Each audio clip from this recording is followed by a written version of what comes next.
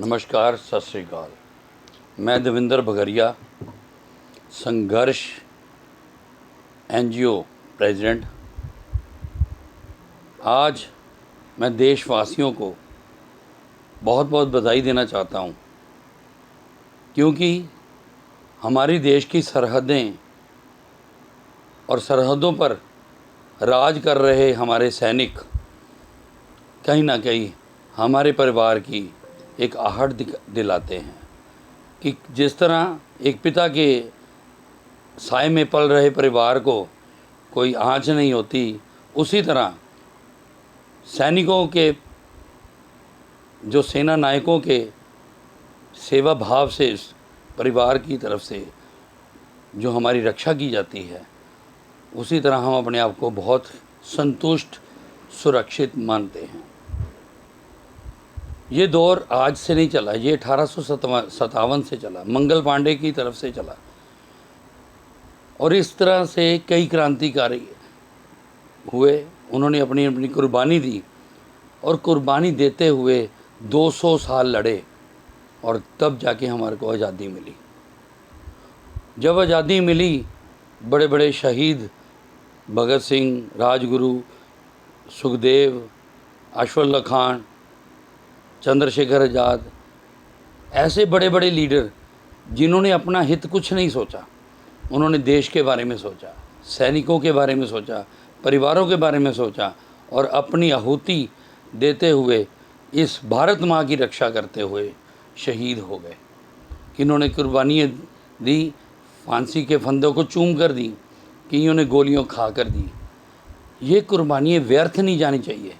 1947 के बाद ठीक है, हमारा देश आज़ाद हुआ, लेकिन उसको तरक्की उतनी नहीं मिली। जैसे हमारे बच्चों को उतनी शिक्षा नहीं मिल पा रही। शिक्षा में कई प्रदेश ऐसे हैं जो बहुत ही कमज़ोर हैं, मेडिकल नहीं मिल पा रहा। कई ऐसे राज्य हैं जहाँ पर मेडिकल की सुविधा पर्याप्त नहीं है। कहीं ना कहीं हमारे देश में ये कमी रही है।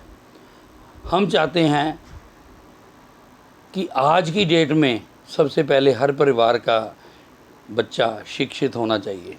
अगर शिक्षित होगा, ज्ञान होगा, तो उसको सेना की नॉलेज होगी, मेडिकल की नॉलेज होगी, और अच्छे बुरे की नॉलेज होगी, और उस तरीके से वो हमारी सुरक्षा कर पाएगा। मैं फ़ौजियों को नमन करता हूँ। 1947 से पहले भी और 1947 के बाद भी उन्होंने कुर्बानियाँ दे के हमारी सरहदों की रक्षा की है, पर हमारी रक्षा करते हुए शहादतें प्राप्त हुई हैं।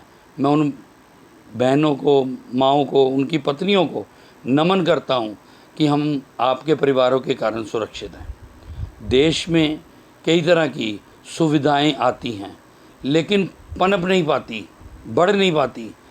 हमारे वो सैनिक कुर्बानी दे रहे हैं, लेकिन यहाँ पर देश के अंदर कई कमियाँ डेवलप हो रही हैं। जैसे नशा है, जैसे बेरोज़गारी है। हम लोग अगर सुरक्षित हैं तो हमको नशे से भी सुरक्षा रखनी चाहिए, कि नशे को दूर रखना चाहिए, बेरोज़गारी को दूर रखना चाहिए, शिक्षित होना चाहिए। और हमको आज़ादी अगर मिली है तो हमारी आज़ादी का सदुपयोग होना चाहिए। काफ़ी समय से अगर एक वधू का शादी के बाद उसको कहते थे कि दहेज प्रथा में उसको आग लगा देते थे, लड़कियों की हत्या होती थी, वो काफ़ी कमी हुई है। मैं चाहता हूँ हमारे परिवारों की सुरक्षा माँ बाप, बेटी, बहन सभी की तरफ से होनी चाहिए। और मैं देविंदर बघरिया सभी देशवासियों को इस स्वतंत्रता दिवस 15 अगस्त की शुभकामनाएं सभी को देता हूं, और यहाँ के जितने भारत के सैनिक हैं उनके आगे नमन करता हूं। क्योंकि हम उनके कारण सुरक्षित हैं। इसी के साथ समय ना लेते हुए सभी का धन्यवाद करता हूं। पहली आवाज़ जो इस माध्यम का कारण बनती है, इनका सबसे ज़्यादा कोटि कोटि धन्यवाद करता हूं, क्योंकि मेरे अंदर कई तरह के विचार उठते हैं, लेकिन पहली आवाज़ के कारण मैं पूरे देशवासियों के साथ जुड़ सकता हूं। इनका भी धन्यवाद करता हूं। जय हिंद, भारत माता की जय। जय श्री राम। जो बोले सो निहाल। सत श्री अकाल।